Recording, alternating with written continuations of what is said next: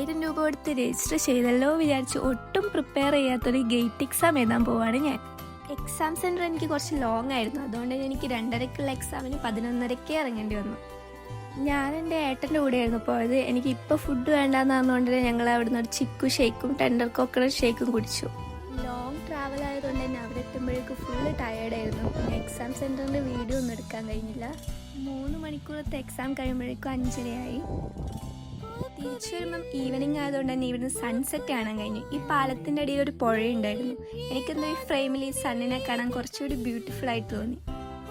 ഉച്ചക്ക് ഫുഡ് കഴിക്കാത്തതുകൊണ്ട് തന്നെ നല്ല വിശപ്പുണ്ടായിരുന്നു. മന്തി കഴിക്കാന്ന് പറഞ്ഞുകൊണ്ട് ഇൻസ്റ്റയിലെല്ലാം ഫേമസ് ആയ നേതി മന്തിയിലേക്കാണ് ഞങ്ങൾ പോയത്. റീലിലെല്ലാം ഇവിടെ ഭയങ്കര റഷായിട്ടാണ് ഉണ്ടാവാറ്, അതുകൊണ്ട് തന്നെ ഞാൻ ഇവിടെ പോകണ്ടെന്ന് പറഞ്ഞു. പക്ഷെ ഞങ്ങൾക്ക് എന്തോ ലെക്കുള്ളതുകൊണ്ട് ഞങ്ങൾ പോയ സമയത്ത് അത്ര ഒരു തിരക്കൊന്നും ഉണ്ടായില്ല. ഞാനൊരു ടർക്കിഷ് അൽഫാം മന്തിയും സായുവേട്ടൻ ഒരു ചിക്കൻ മന്തിയായിരുന്നു ഓർഡർ ആക്കിയത്. രണ്ടും സൂപ്പർ ആയിരുന്നു. മന്തി കഴിച്ച് ഞങ്ങൾ നേരെ വീട്ടിലേക്ക് പോയി. അപ്പം അത്രയേ ഉള്ളൂ ഇന്നത്തെ ഡേ. ബൈ.